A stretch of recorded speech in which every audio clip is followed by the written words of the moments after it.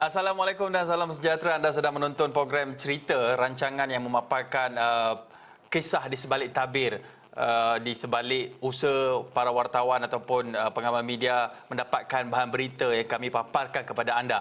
Dan hari ini kita nak bercerita mengenai hari pertama pembukaan Zoo Negara yang kembali beroperasi sejak ditutup ketika Perintah Kawalan Pergerakan 2 pada Januari lalu.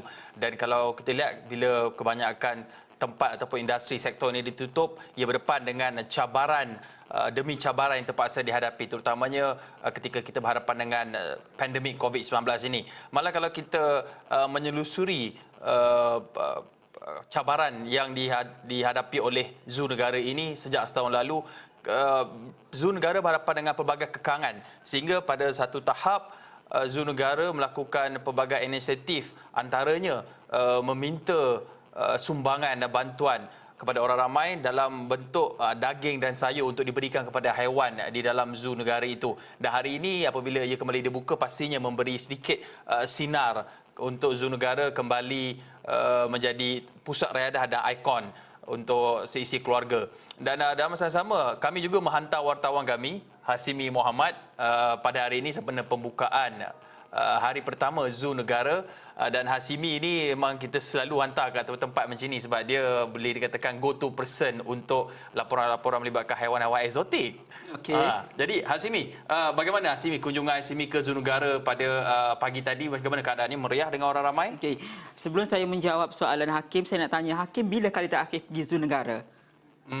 Bertahun lalu. So mana tak tahulah keadaan eksotik itu, mungkin Hakim Rahman kena pergi nanti. Jadi si mana Hakim Rahman katakan sejak PKP pada Mac tahun lalu, kalau ikutkan secara keseluruhannya dah lebih 7 bulan sebenarnya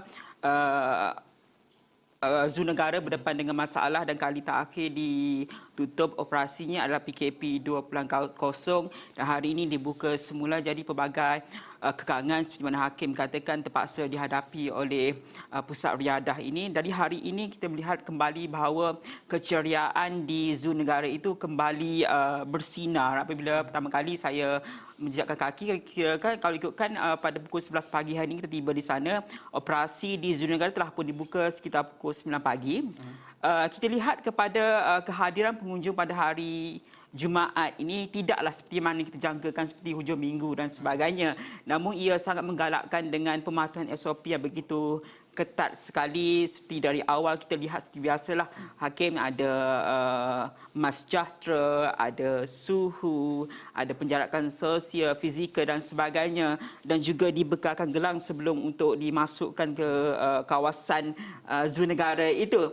Hakim mungkin dia sedikit keliru sebab mungkin dah lama tak pergi, jadi situasi-situasi tersebut mungkin tidak familiar untuk beliau. Kita sarankan untuk beliau pergi. Jadi bila masuk ke kawasan itu, kita melihat kepada kawasan-kawasan itu sentiasa terjaga dengan baik, tersedia untuk dikunjungi oleh pengunjung-pengunjung. Dan walaupun ia tidaklah dibuka dalam tempoh yang lama, kalau ikutkan PKP 2.0 dah 2 bulan lebih tak buka, tapi keadaannya dijaga. Dan ketika ini juga bukan hanya untuk pengunjung tengok binatang ataupun haiwan itu, ada juga aktiviti-aktiviti lain seperti memancing telah pun dibuka kepada orang awam. Yang kaki pancing boleh juga datang untuk melepaskan orang kata gian mereka kalau di sebelum ini tak dapat, kali ini diberi peluang untuk melakukan aktiviti tersebut. Jadi perkara-perkara itu dilakukan dengan baik oleh pihak Zoo Negara untuk hari pertama pembukaan semula sejak PKP 2.0 itu, Hakim. Saya kira itu antara inisiatif yang dilakukan oleh Zoo Negara untuk menarik kedatangan pengunjung, bukan saja melihat haiwan tapi juga seperti Hasim sebutkan tempat kaki pancing juga. Betul. Melepaskan gian memancing. Saya mungkin dah lama tak pergi Zoo Negara sebab saya selalu tengok haiwan secara percuma di luar, tapi tidak mengapa, percuma. Tapi bila masuk Zoo Negara, dia ada harga yang perlu dibayar. Bagaimana dengan harga tiket? Sempat Hasimi membuat tinjauan berapa harganya, adakah dikurangkan untuk sebagai-sebagian daripada promosi menggalakkan pengunjung? Betul. Yang kita faham juga Hakim dia sangat meminati aktiviti memancing itu, tapi tak tahu memancing apa. Dan berbalik kepada harga itu, setakat ini dalam tempoh PKPB ini Zoo Negara telah pun membuat promosi potongan harga 20%. Jadi harga sekitar dalam RM35-36 untuk dewasa, khususnya untuk rakyat Malaysia, dan bagi kanak-kanak ia lagi murah lah. Jadi peluang itu juga ada yang pertama kali datang berkunjung ke Zoo Negara. Apabila ada promosi sebegini dilakukan oleh pihak Zoo Negara, itu antara peluang yang direbut oleh mereka, kerana kita percaya mereka yang berada di sekitar Kuala Lumpur ini tak asing kalau tak pergi di Zoo Negara, kecuali Hakim Rahman, sebab dia memang tak pergi lama. Jadi itu pelik sedikit. Jadi saya selalu tengok haiwan dekat luar secara percuma. Okey. Jadi apabila ada peluang ini, mereka yang tidak pernah berkunjung ke Zoo Negara mengambil peluang ini, kemasan ini untuk melihat sendiri, merasai pengalaman haiwan-haiwan yang ada di situ. Kerana sebenarnya Hakim, seronoknya berada di situ, haiwan-haiwan yang mungkin kita susah nak tengok. Harimau. Eksotiknya kan. Hakim mungkin tengok harimau, binatang apa yang percuma tu? Tikus. Buaya. Hakim lah kan. Mungkin secara peribadinya. Jadi haiwan-haiwan seperti harimau yang mungkin berada di hutan itu susah untuk dilihat, ada di depan mata kita, Hakim. Ya, dan memang tengok haiwan tu percuma, ada bela haiwan binatang seperti kucing kan, burung, buaya itu pun rare jugalah kan. Tapi kita lihat daripada sudut inisiatif-inisiatif yang dilakukan oleh pihak Zoo Negara ini, berbagai cara ataupun kaedah dibuat. Kita ingat tak dulu ada kempen untuk adopt ataupun membela haiwan angkat. Haiwan angkat. Bukan bermakna kita boleh angkat haiwan tu bawa balik rumah, tapi kita dalam bentuk sumbangan sebenarnya untuk memberi haiwan berkenaan makanan ataupun untuk penjagaannya.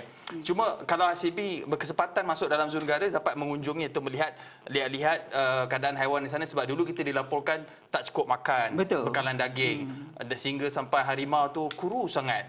Sedih sangat tengok kan. Tapi sekarang macam mana keadaannya? Okey, sebab sepanjang tempoh PKP ini beberapa kali juga saya berkunjung, antaranya untuk kita melihat keadaan haiwan itu sendiri. Memang kita dilaporkan sebelum ini ada haiwan yang tak cukup makan, khususnya singa. Tapi itu atas faktor-faktor tertentu. Tapi dalam tempoh PKP ini tiadalah haiwan yang terbiar. Kerana walaupun kekangan daripada sumber keuangan dan pendapatan itu sendiri, mana kita katakan ada pihak-pihak tertentu yang sentiasa menghulurkan bantuan dari sudut makanan itu. Jadi dalam tempoh itu kita lihat penjagaan makanan kepada haiwan-haiwan tersebut masih lagi berada dalam keadaan yang baik. Kali terakhir sebelum saya pergi hari ini adalah ketika lawatan badak sumbu putih hujung tahun lepas.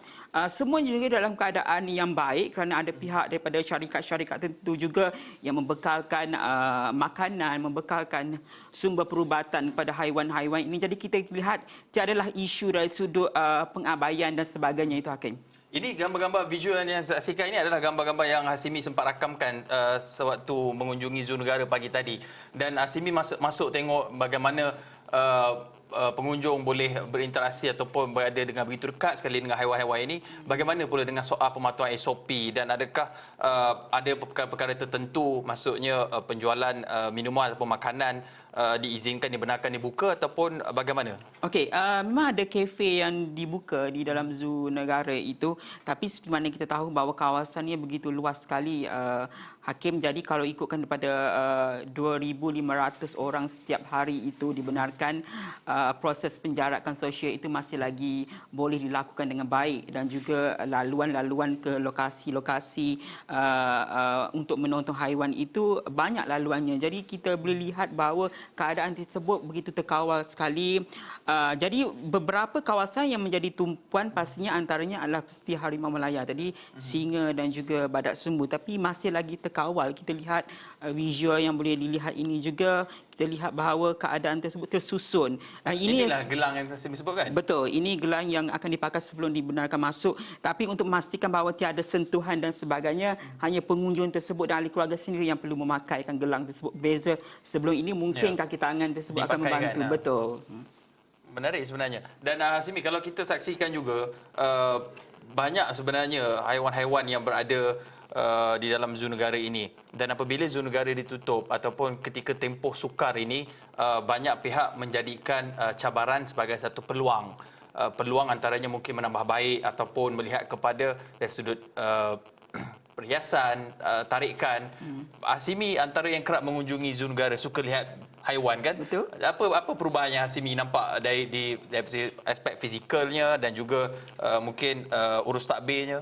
Okey, kalau kita lihat keadaan itu seperti mana saya katakan awal tadi, dia masih lagi terurus hakim. Cuma apabila kita borak dengan pegawai-pegawai juga mereka yang mengunjungi, inisiatif lain yang mungkin perlu dilakukan oleh pihak Zoo Negara ini sekiranya berdepan lagi kekangan pada masa depan adalah mungkin mempertimbangkan untuk secara langsung di media sosial. Mungkin itu salah satu inisiatif yang akan dilakukan oleh pihak Zoo Negara. Sekiranya operasi ditutup, mungkin streaming secara Facebook misalnya kita boleh lihat hakim yang tak akan pergi mungkin boleh menonton di Facebook itu untuk melihat keadaan sekitar dia ataupun macam ada pay per view untuk menggantikan bayaran tiket mengunjungi ke Zoo Negara. Betul, itu akan dipertimbangkan. Jadi kita rasa langkah yang baik untuk menyokong usaha untuk memastikan Zoo Negara ini tidak terkesan teruk seperti mana hakim yang kita galakkan untuk pergi menyokong pusat riadah negara ini. Saya beredah dengan cara berbeza, Hasimi. Baik, Hasimi, terima kasih di atas perkongsian itu. Sebenarnya melihat keadaan haiwan ini juga sebenarnya memberikan kita sedikit ketenangan. Seperti melihat kehijauan flora dan juga fauna. Mungkin sebab itulah Hasimi mencari ketenangan melihat haiwan-haiwan. Tak cukup agaknya lihat cermin yang ada akuarium lah, maksud saya. Okay. Tengok ikan. Okey, terima kasih Hasimi di atas perkongsian itu tadi. Itu dia tadi sedikit sebanyak perkongsian Hasimi Mohamad yang membuat tinjauan di Zoo Negara sempena dengan pembukaan hari pertama Zoo Negara.